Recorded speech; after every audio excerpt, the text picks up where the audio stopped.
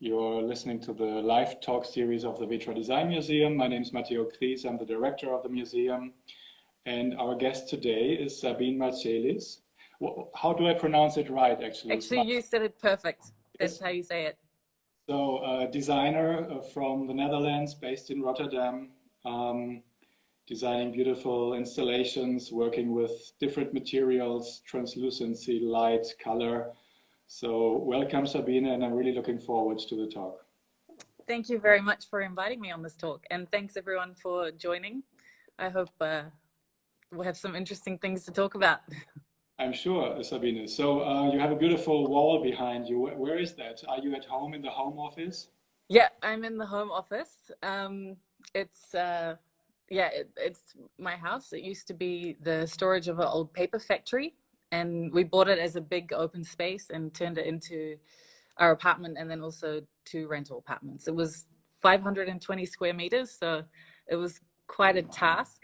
And we kind of sort of almost finished. Almost. So you have plenty of space. Yeah. Which is your studio also in the space? No. I have the studio is about 10 minutes away from the house, but in a separate space. I think it's really important to go to work, which obviously we can't do right now. But for me, it's really important that in normal life to really, go physically to work and then come home again and have that be like the chill zone. How did the last weeks go for you? Did you partly work from home? I think you also got a baby, so that was a special situation probably. Yeah, well, to be honest, we kind of timed it perfectly. It's kind of a really amazing time to have a newborn baby because I had to be at home anyway. And my boyfriend also had to work from home basically straight after his leave ended. So he's been home the whole time, and we've really had this, special few months of just hanging out as a new little family. But definitely also still working, which is quite challenging when you have a space that has no walls. Because I don't know, maybe I can quickly show you. It's basically like one big space. Mm-hmm. I can maybe go through it a bit better later. Please, that's nice. So we can't really have too much privacy. So if one person has a meeting, the other person can't really have a meeting at the same time because even though it's big, there's no like division for sound to be cut off. Yeah, I mean, you're posting beautiful images of the apartment. So I suppose you designed it yourself. And so you also created custom-made pieces for it, right? Yes, actually, maybe directly in front of me, I'm just going to switch my camera. This is also something we've used the time for, because I guess most people have that. When you're all of a sudden spending so much time at home, you kind of find the flaws or the things that you're missing. And for the longest time, we had a bed without a backrest, which is fine when it's up against a wall. But if it's in the middle of a space, it just like, it was driving me crazy because there's no way you can like lean against anything. And you wake up and the pillow is like fallen off the bed behind you. Yeah. So we also use this time to build ourselves a new bed. And it's directly in front of me. So I'll just rotate the camera. Ta-da! Beautiful. So, wait, I'll just take the camera with me. Does that work? Yeah, so now we definitely have a pretty decent headboard. And it's changed life. And wait, maybe while I'm standing, can also show you. Working with textile room dividers, right? You have different textile. Yeah, I'll show you the ceiling. So the only way we've sort of created rooms between brackets is by having these curtains, so that space there becomes the bedroom when you close the curtains. And it's always 2 layers. So there's like a translucent curtain and then an opaque curtain. Okay. And then directly next to it is, well, the cinema, again, between brackets, because we don't really use it like that. But the idea was to project onto that square, and then this curtain here, it's like really nice velour quadrat curtain. It closes like all the way around like that. Yeah, yeah. So you can really create this very intimate space. And are you changing the spaces from time to time? You're using the curtains actively to... Yeah. Especially like, I mean, if we have parties and everything's open, and like also during the day, we kind of just keep it open. But then at night, it's, if we have friends over, then it's quite intimate to close that curtain. And also just part of the green one, that one. Because then it does create more intimate spaces. And I think there's certain moments when you want to have more like cozy space. Yeah. So that's the last curtain. This is designed. What's the print? It's designed by my friend Ehsan Morshed Sefat. Wait, it's a bit weird. I don't know if I can sort of show more of it. Well, anyway, it's like a 12-meter long curtain, and from both sides, it's got a print. And the print is actually his. Let's see if I can show a little bit more. It's pages out of his sketchbook, because the way he's an artist and the way that he collects ideas is to really collage different images together. So there's like really sort of weird, crazy ones like down here, some heads, and on the other side, it's even like, what else do we have here? So when you have nothing to do, you can open the curtain. Yeah. Read some stories. Exactly. Beautiful. And that's textile as well? Sorry, what did you say? That is textile as well? Yeah, it's like this. It's produced by a company called Showtech, and it's for for big installations and more like festival or stage designed. Yes. Okay, I see. And then, well, now I'm like doing a full tour. Someone asked what the name of the designer was. I'll write his name down. Ehsan Morshed Sefat. Then we have this big bookcase. Yeah. Which is designed by another friend, Phil Proctor. And we're trying to fill it. We thought we had a lot of books, but apparently there's still... Always depending on the shelf you have. There's still space, yes, indeed. And I saw one of your beautiful mirrors next to it, right? Yeah, this piece, it's actually kind of temporarily here now. It was supposed to be in... Hello. It was supposed to be in New York now for the Freeze Fair. But because of the whole shipping situation and physical fairs not happening, I thought I'd just put it on the wall for a bit. That's really nice, I think, because we do keep changing up the space. Like sometimes the couch is in like behind the curtain, and also the table, we move it around. Beautiful. And the stools are also by these are these layered. Yeah, there a few things are kind of, because including also the stools for the kitchen, just because we found it quite difficult to find existing things that kind of worked in the space. So then we ended up designing a few things ourselves as well. And then the bathroom is actually something we just finished before the whole lockdown situation too, because we renovated the house and then we just sort of didn't do the bathroom. And then when we knew we were having a baby, it was like, okay, now we need to do the bathroom. So, and then we changed the idea. We ripped out actually the wall. We did have a wall there, and then we thought, well, everything else is already open, why not just also make that open as well? And color, actually. Like, what is the color in reality of the surface? How could, yeah.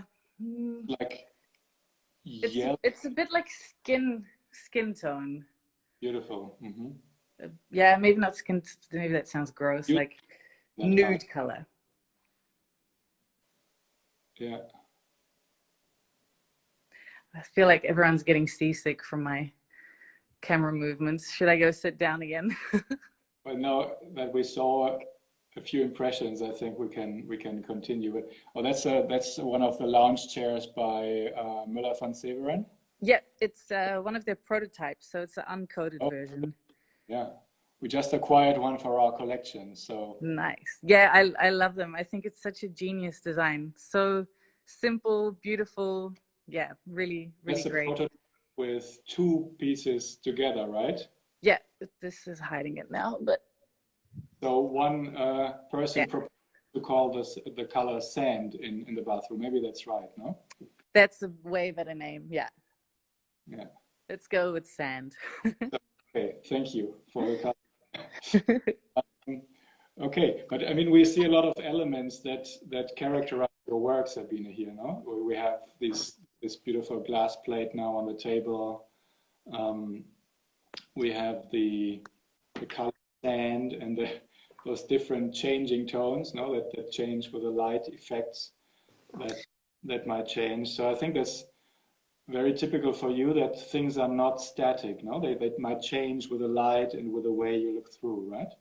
Yeah, I think for sure I always try to design in a way where things have very simple shapes. I'm definitely a big fan of minimal shapes, like nothing too decorative or no sort of form language that's unnecessary or takes away from the materiality. But at the same time, it shouldn't be boring. So for sure, like, I think my worst nightmare is if someone was to look at my work and, you know, very quickly just move past and have no additional questions about it, or at least if there's no additional curiosity, like what is this material or how is this made? And I think it's nice when things are not super high tech per se, in a way where you have to use a lot of like digital technology or anything to make it exciting and non-static, but that it really is just through an interaction with light, whether that's like natural light or artificial light.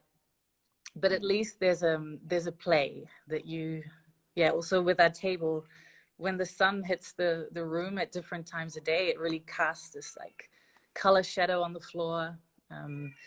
And other times it's like highly reflective. You can hear the baby crying in the background now. So I hope you don't have to run and take care of No. it. Paul is on it. No So problem. you were saying it's not very techy, but on the other hand, there's a certain technical look to it, no? I mean, it's probably technically complex sometimes what you do if you No, work. absolutely. There is like production wise, there is obviously a lot of very advanced technologies that are used to create the pieces that I design. And I think also for me to keep things interesting, or to sort of what's it called, like to keep myself interested and also passionate about what I'm doing. I definitely want to, you know, keep challenging myself and also the production process so that it's not too easy. I think when a project is too easy, then I don't know, then it's tricky. Then also maybe it's easy to be reproduced. So I always really try to find difficult things. And quite often projects take a really long time to develop, which no one obviously sees because you only see projects when they come out in the media or you present them. But sometimes projects take years just to really finalize or perfect the production technique so it's actually good enough to be able to sell, or that it's finally the exact sort of effect that I'm after. Yeah. I mean, I read about, I think I read a quote from you in an interview where you said you want to make the impossible work, right? So you're really attracted by this, maybe also the resistance of the material, no? And by overcoming that resistance and pushing the boundaries of what a material can be used for, no? Yeah, and I think it's also really fun when, obviously I don't work alone. I mean, I'm the face of the studio, but I have a fantastic crew of people working with me. And besides my direct studio, there's a lot of collaborators that are producing the work as well. And I just think there's nothing more fun than, you know, you have this group of people and everyone's enthusiastic to try something new, and you're really on a mission to make it work. And then, you know, a lot of the time along the way, well, especially within factories that you might have to collaborate with, there's people that are like, no, it's not gonna work, that's too difficult. And I think I also really like that, to prove them wrong. Like, no, come on, let's try it. Like, it's possible. And then when you do finally are able to realize the idea, then you have this communal, like, yes feeling. Like, yeah, we did it. It's there. And I think that's like the most beautiful parts of what I'm doing. Yeah. I mean, how do your projects usually start? You have, of course, you have clients that you work for, and probably you get a brief. On the other hand, you do a lot of rather free projects, right? With galleries in probably smaller editions, and there you probably have rather free space to start with. So how is it a material that fascinates you and you say, I want to work with that material, or do you have an idea of a certain functionality? What is the starting point for these projects? It definitely varies because, yeah, as you say, I kind of work in a few different ways. So sometimes just completely free work, just whatever has fascinated me, and I try to create a project around that without any kind of client in mind, or without even knowing if anyone would be interested in it. But then other times, for instance, not last year, but Design Miami in 2018, I did a project for Fendi, and there you really have a direct client with their own needs and their own brief. So then if it's a situation like that, where I get a brief and there is a client that has already got their own very strong brand identity, and you somehow have to put your own design identity alongside that, then I definitely sort of take the brief and try to push it to its extremes, to try and do something a bit unexpected. I think also for Fendi, the years beforehand, people, or the other designers, had always really designed like a furniture set that was presented in the booth. But of course, there's always this material element that's very important. So then with that project, it was like, okay, what material is really important within the fashion house also? And then I think leather was, you know, very obvious. So that was a no, too obvious.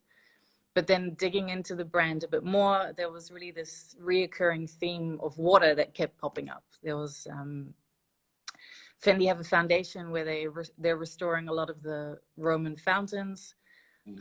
Also, Karl Lagerfeld, who was the creative director, had done a book about the fountains. They did the first ever fashion movie, which was about water. So it was like this theme. Then I thought, okay, well, let's design something with water. And then that's where the fountains came from. Okay. And so there's, yeah, it was like sort of rolls on like that. But I think maybe I say this too much, but I'm definitely not the kind of designer that, you know, on a sunny day, I go sit outside, get my sketchbook out and draw a chair. Like, I wouldn't know how to design like that. It's really more, picking up like a beautiful effect that the sun does with some shadow somewhere where you're like, oh, maybe that could become a project. Or, and then quite quickly also going towards going into the workshop anyway and doing prototyping and trying to work from a material or a production process and then seeing what it gets to. Yeah. You get requests for interns now through Instagram, so usually it's interesting what you're telling. So there will be people well, I'm sure you get a lot of requests already now. Sabine, I mean, looking at your work, I think it has a very special position in the current design scene. I think it's really recognizable in the use of color, in the use of certain materials, these translucencies that you have. I'm really wondering, where does that approach come from? I mean, it's visually so coherent to me, and really, as I said, recognizable. You could say it's a signature that you have. To me, it makes me think of people like Shiro Kuramata. Mm-hmm.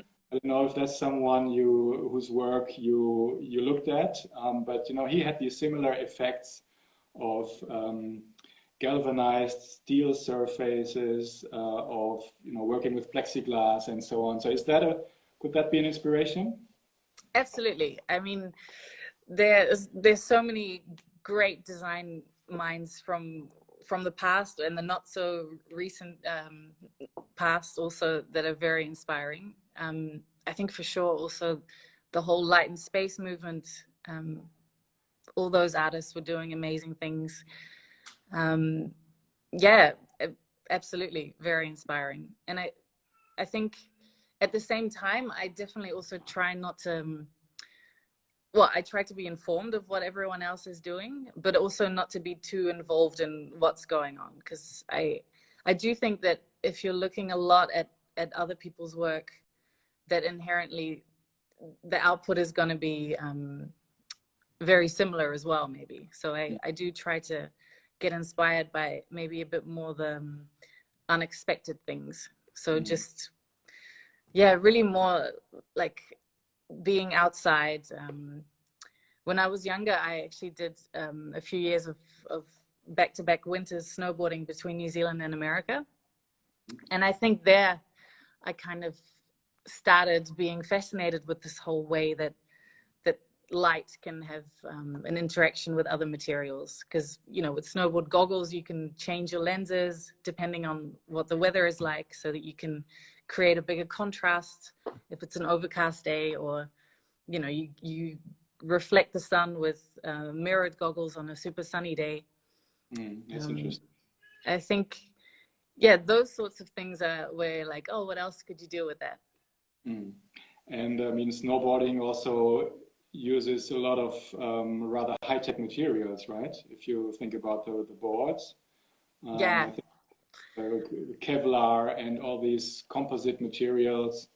I don't think you're using these high-tech composites, but a certain interest in material research, I think, is always in this snowboarding material, right? Yeah, I mean, I've been out of the whole snowboard world for a long time, so I have no idea what the hell's going on there now. But of course, with any performance sports, it's all about the equipment, how that can be, pushed to the extreme to be able to perform to the extreme.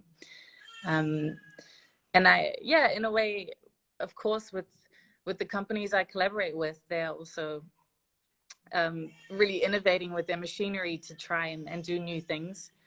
And then I guess I sort of come in with a different eye to apply it in a different way. Yeah, you were mentioning this snowboarding. Oh, my poor baby. Maybe I should get him. You want to take a break? No, it's okay. Maybe I can just try it. Let's see. Give me 1 second. Okay. So we'll have to wait until Sabine is back. I wanted to ask a question about the Design Academy, because after coming back from New Zealand, where she grew up, she started to study in New Zealand, and they graduated at the Design Academy Eindhoven. So I think I'm curious to hear what.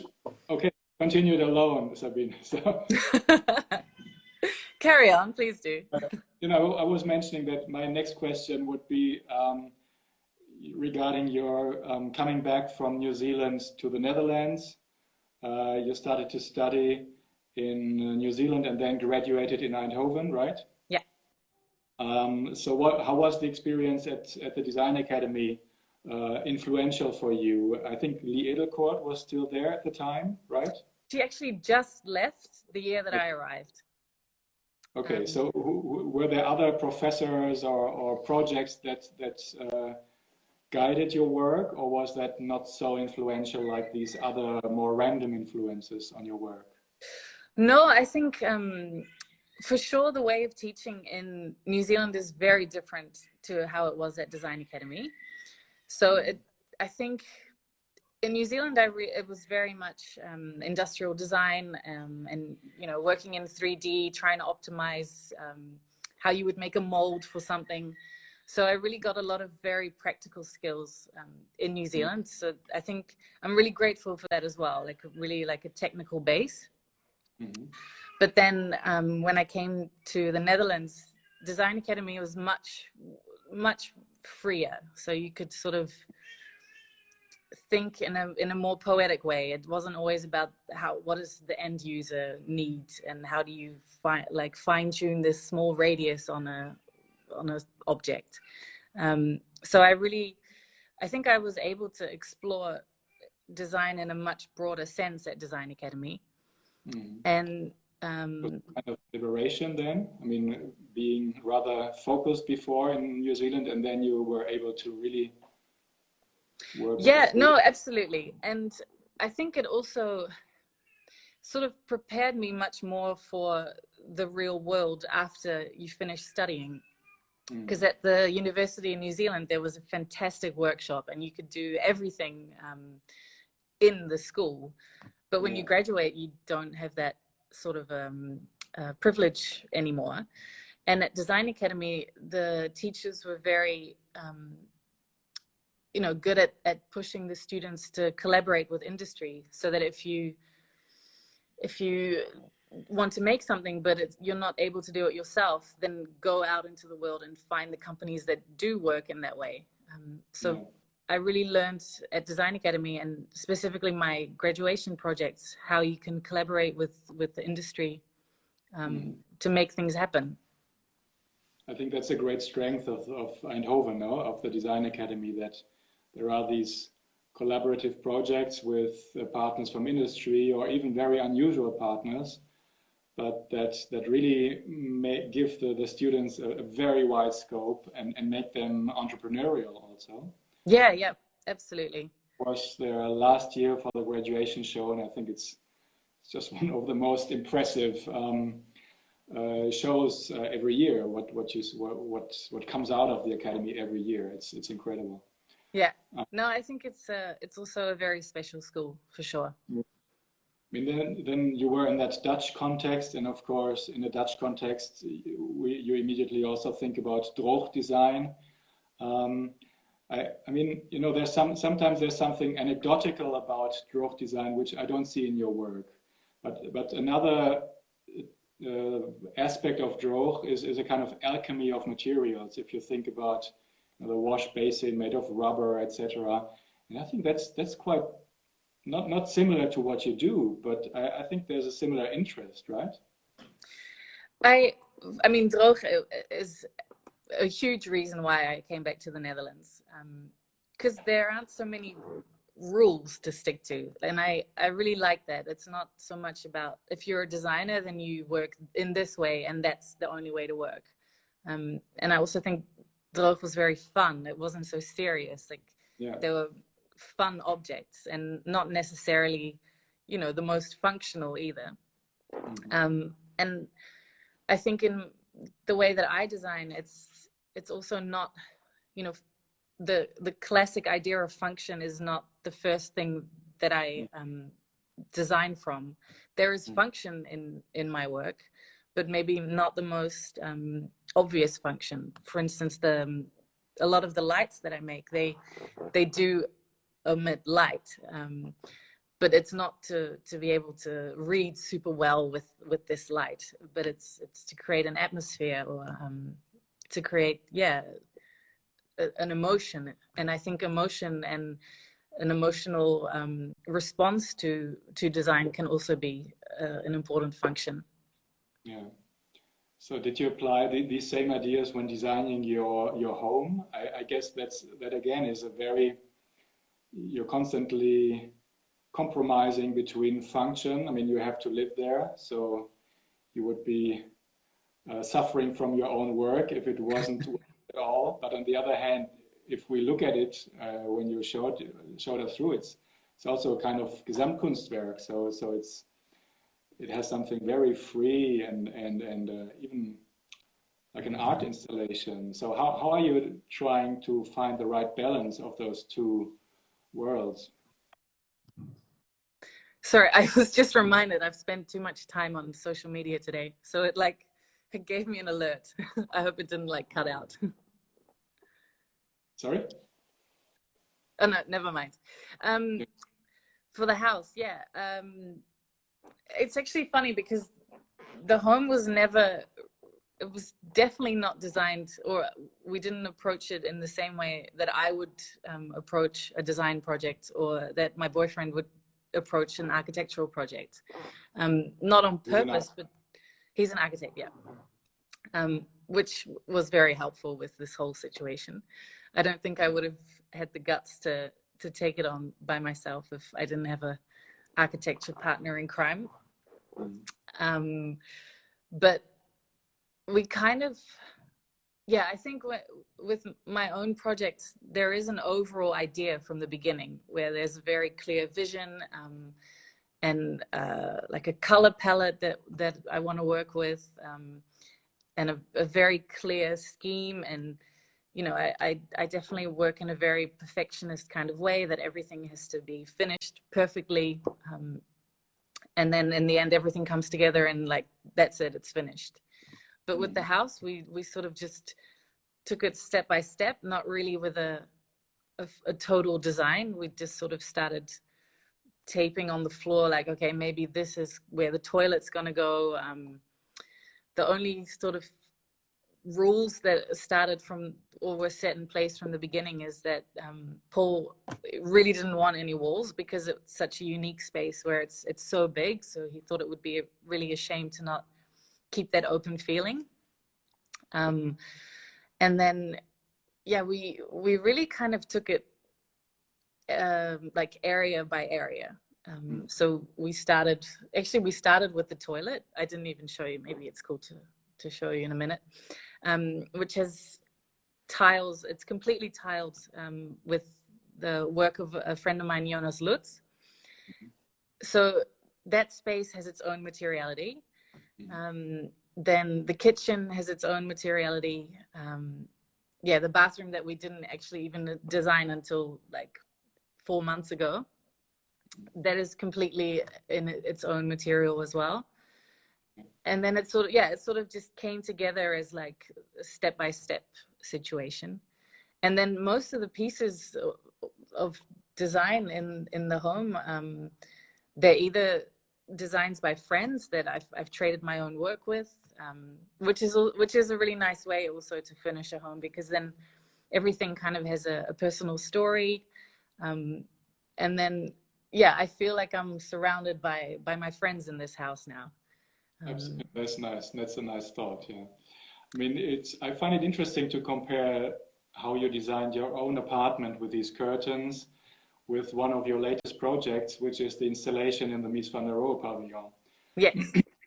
That was one of the buildings, the first buildings with this open floor plan, where Mies had, through these metal pillars, reached complete freedom to use walls not as structural walls, but as movable elements in space, right?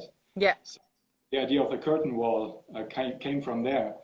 So I don't know if that was an intuitive link, or if it was requested by the space that you inhabit. If you just have an open space, that's the obvious thing to do, to keep it open and have open dividers, but I think it's a nice parallel with this project in Barcelona.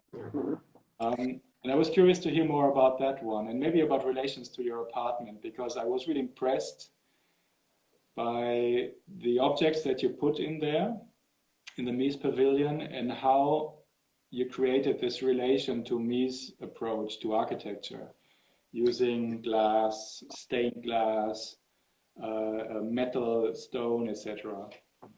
Yeah, that project was really like a dream come true, I have to start with, because it's, for me, the Barcelona Pavilion is, well, I think for a lot of people, it's just the most amazing design ever, or one of at least.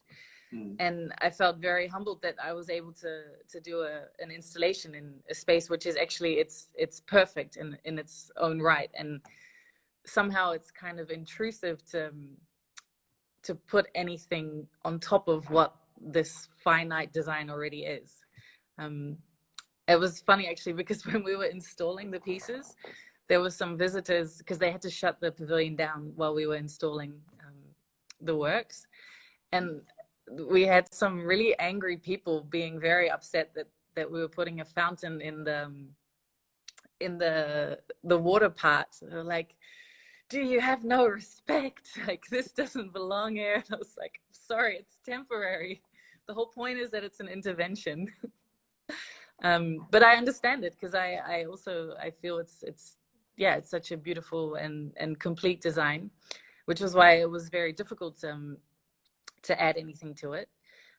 But the approach for that project was to really take this beautiful architecture and to take the sort of the notions and the whole ideology behind how that pavilion was built, and translate it into furniture pieces or objects that inhabit the space.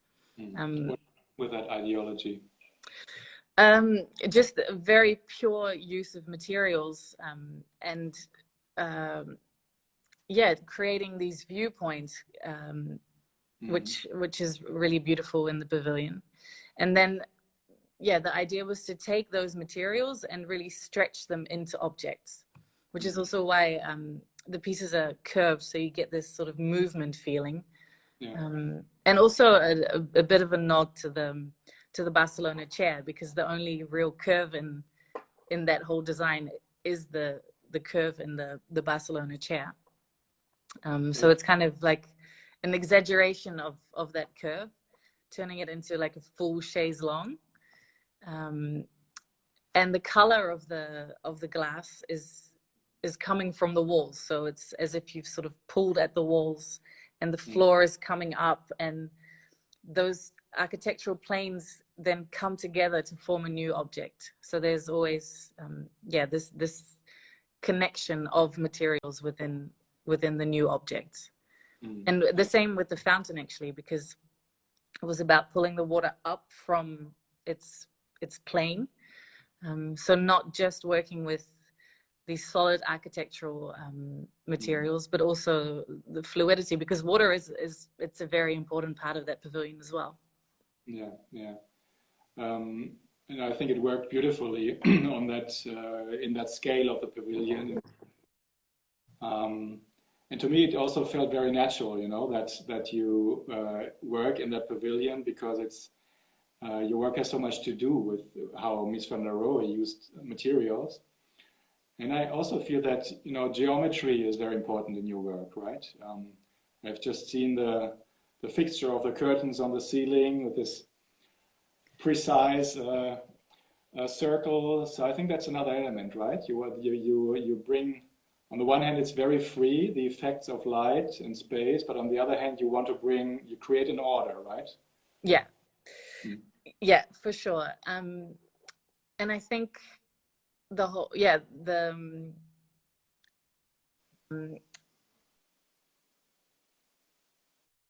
a few years ago for the Cannes Dutch Pavilion, it was taking a Mondrian painting, which extremely two-dimensional, and pulling it out into a three-dimensional space. And I think that's maybe the most geometric project I've done ever. But I think it illustrates well how I want to sort of combine these magical moments, but within a very strict sense, indeed. Every design is it's either taking cubes or circles, and really letting the material in that way speak more. So you're not distracted by any decorative form language. I think I want to stay as pure as possible, but still inject an element of magic within that purity, indeed. It's a very beautiful description. I mean, there is another episode in your career. I think we can speak of a true career because you've been incredibly successful the last years. There was a collaboration with Rem Koolhaas, right? What was the relation to OMA's work? Is it through your husband, who is an architect, or you through your partner? Well, I'm based in Rotterdam, and at the end of the day, Rotterdam is quite a small city design scene-wise. And I met Ippolito Pestellini-Laparelli, he's one of the partners, or was one of the partners at OMA. And he knew the sort of, experimental work that I was doing with glass. And then they were working on a new flagship store for the jewelry brand Reposi. And they wanted to inject some interesting materials into the space because it was a very small space. So they really wanted to focus on materiality. And then he asked me to be part of defining what that materiality would be. So it was really, it was through him that I've done a few collaborations with OMA. And I think in a way it's always really nice to work with them because they're equally as eager to try new things. We did this, we also collaborated on the entrance of the KaDeWe department store in Berlin. And that was sort of the first time where I was confronted with what architects are confronted with, which is that you really have a lot of other people to deal with. I think I managed to work in a very luxurious little spot where I don't have that many other people to answer to. It's just, here's my thing and it fits in that space. But with architecture, you have your rules and guidelines and budgets, which, when you're working on such a big scale, things become very complicated. But with OMA, it's always nice because, no matter how difficult their other partners in a project might make it for them, they're really pushed through to get, to keep the vision and to work with the interesting material. So that's really, that was also quite a good example of trying to make the impossible happen together, actually. Because in the end, we used this crazy package of mirror, glass, and color, all on the exterior facade, even like overhanging. So, the amount of people that walk through there, that was the whole challenge, that it had to be safe. And in the end, we really, made it work, which is really cool. I mean, when you work so precisely with materials and really trying to push the boundaries of that usage, that must happen in your studio, right? So you must have, do you have a prototyping space, or are you prototyping in the studio, or are you going to manufacturers to work with them on site? How are you organizing that work? So we're super lucky because I've been collaborating with a good friend of mine, Satiris, for many years on the resin production side. So he has his own resin production workshop, which is located directly below our studio. And that partnership has also really allowed us to work very quickly with developing things, because we can instantly prototype with him, and they're continuously innovating with with resins and getting new machinery, trying new things. So in that way, we almost have this like private playground right down the stairs from us. And then with all the glass work, it's a similar situation. I'm working with a company that I collaborated with since my graduation project, and they're located just outside of Rotterdam. And the owner is equally as enthusiastic about experimenting, which it's very rare actually that a manufacturer is that open to try new things. Yeah. But it doesn't work without, you need them to, absolutely. At your work, one sees how much individual research is in there, because that's not materials or applications you would get ready-made. So it's really individually developed, and I think it doesn't work without this kind of network of knowledge around you, right? Yeah, absolutely. And this network is it keeps growing, but at the same time we're always working with the same people, and then whenever there is something new that they can't do themselves, then we find another person. And for instance, with the Barcelona project, I think in total there were like 6 different companies involved to create the fountain alone. So there's a lot of sort of management of people's enthusiasm throughout the project. Always, I find as well that it's not a given that people want to work with you, because a lot of the time these projects are just annoying. They kind of halt their normal production, or it's expensive, and yeah, it's really you know, a sort of blessing that these companies want to take their time and develop these things together. Yeah, I mean, you've worked a lot with clients on individual commissions, with galleries, and what's next? I mean, are you working on new projects, or is there something you would dream about, like something where you would like to develop that is your next goal as a designer? Of course, I have like many pipe dreams, but at the same time, I'm also not. I don't have this like 5-year plan, 10-year plan. I don't have this vision of what I'm going to be doing in the future so much. I definitely sort of work from, you know, what is interesting me now, what could be the next thing. But with every next project, it should be pushing what we've done in the past a little bit further. I'm not interested in doing repeat things or going back just because it's easier or because it can make more money out of it or something like that. I definitely want to keep taking things a step further. And for the moment,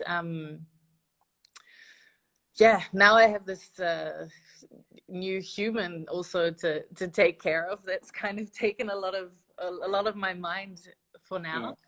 Yeah. But we definitely have some really fun projects coming up as well, and yeah, different kind of projects as well. More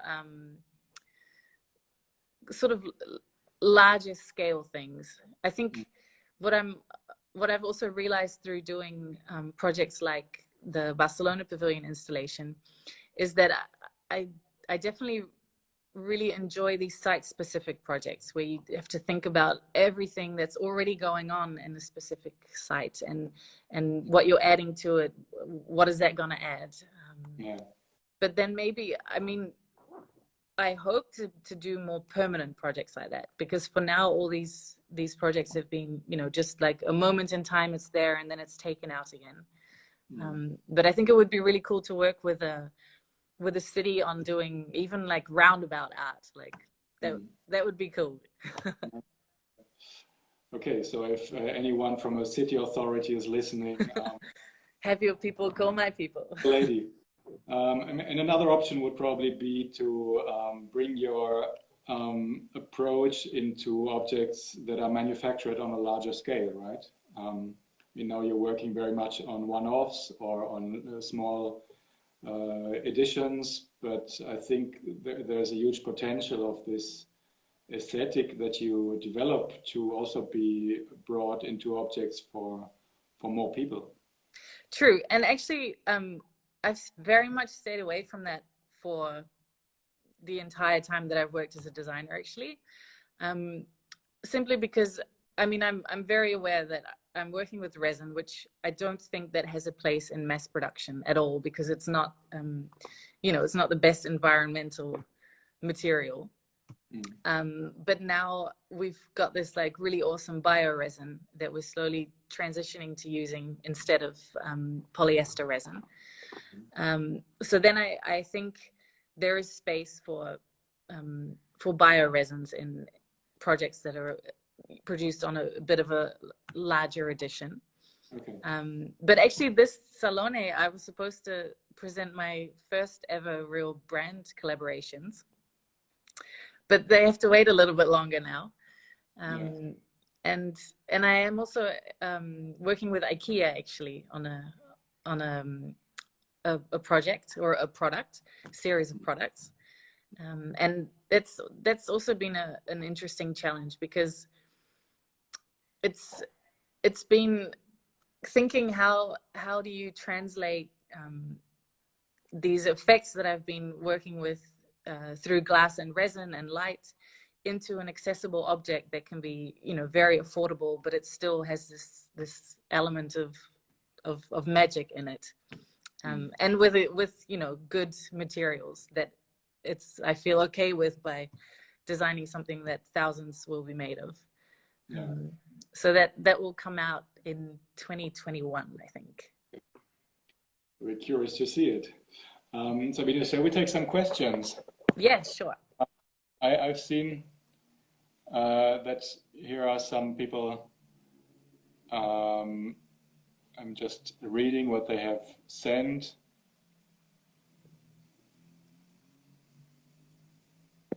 Shoot, people.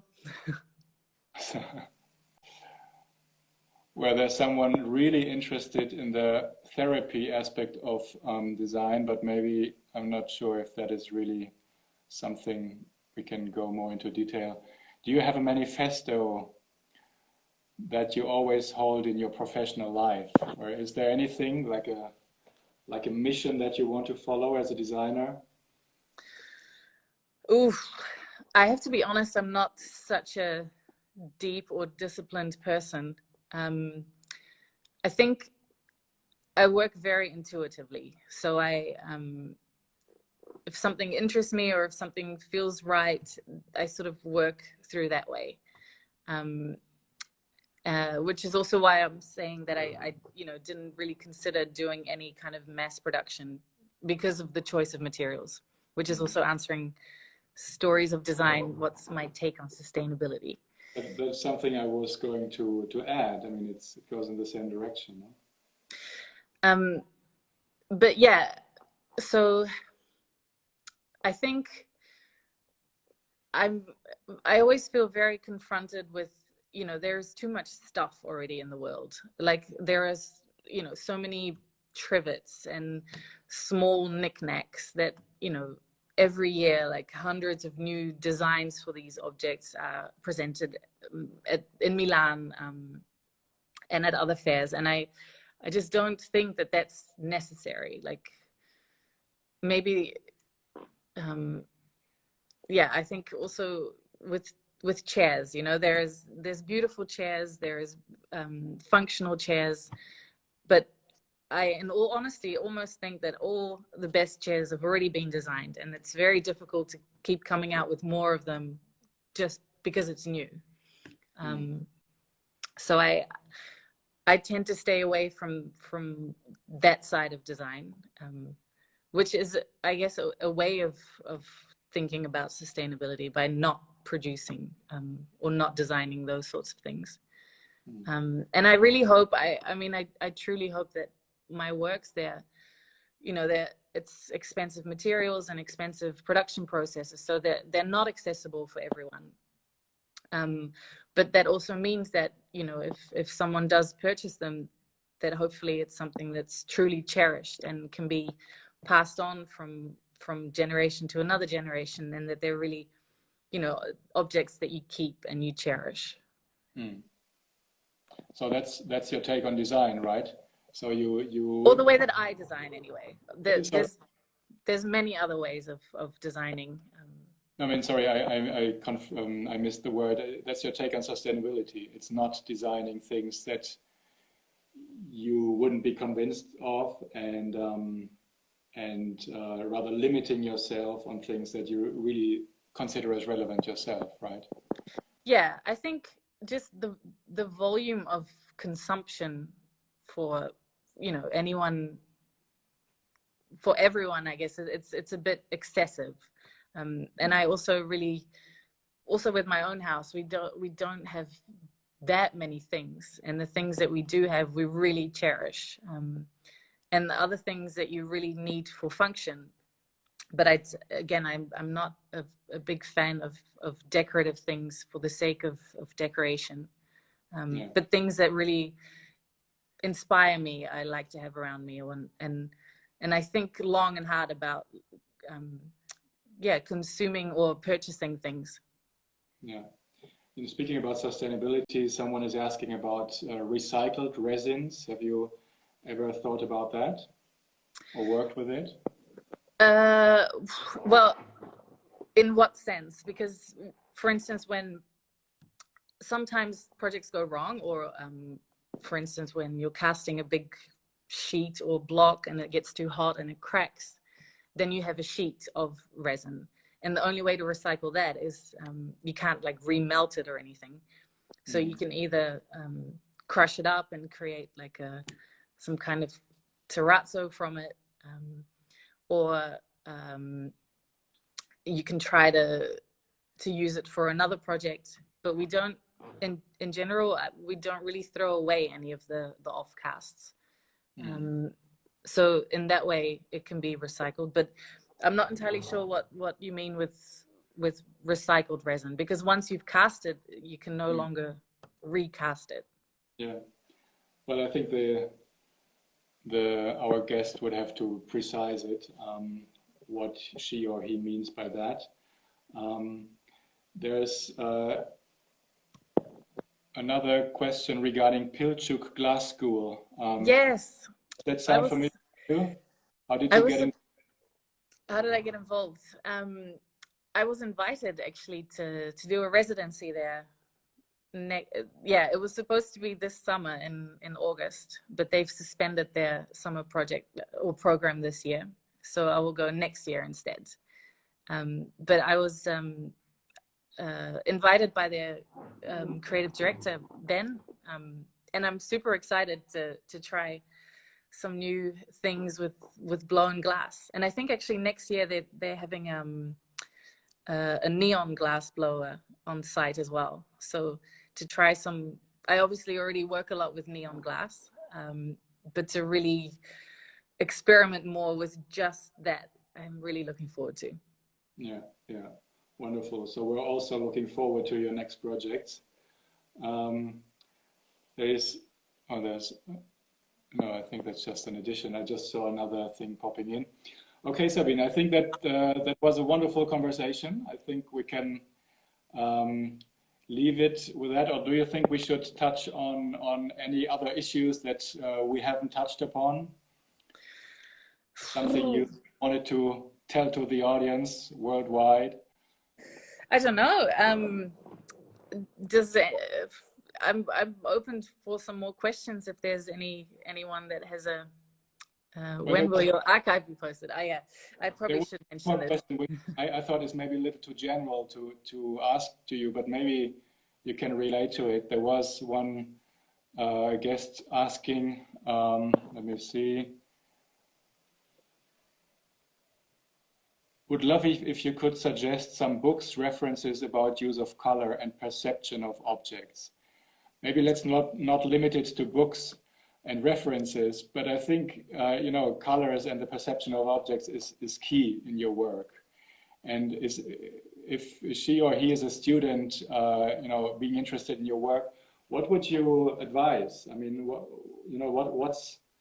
how can someone who admires what you do in that direction develop in that sense? What would you advise?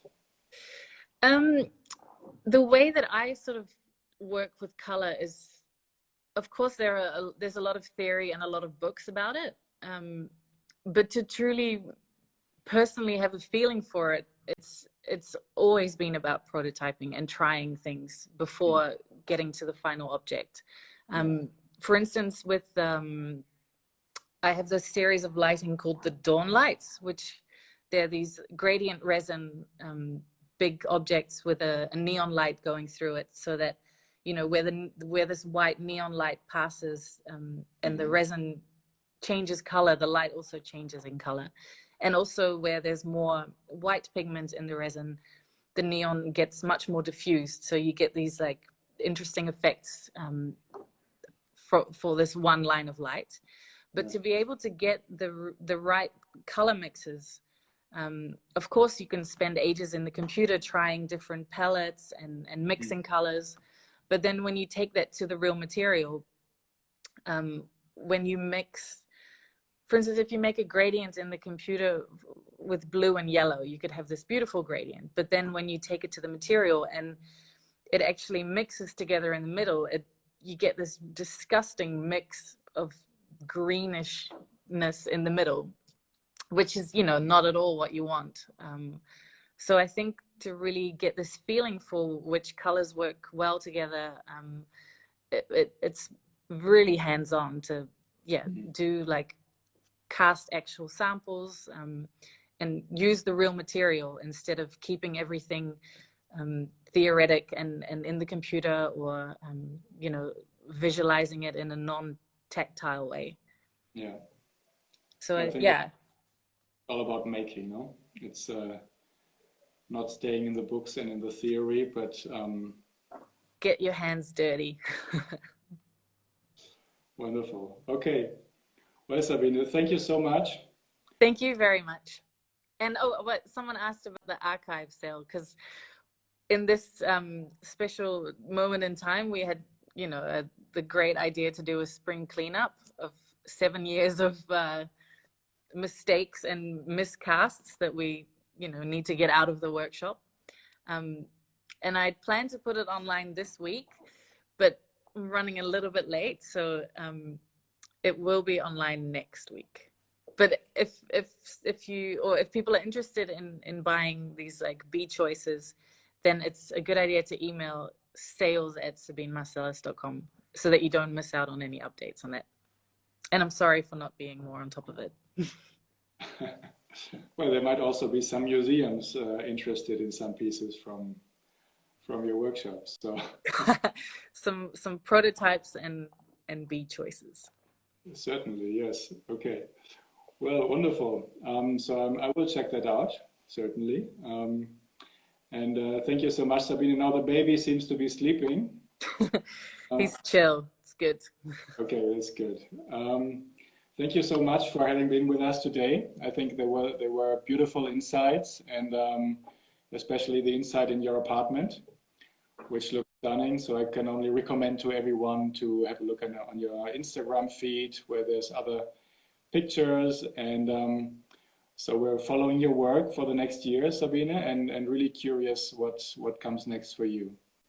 Thank you very much. And thanks everyone for listening.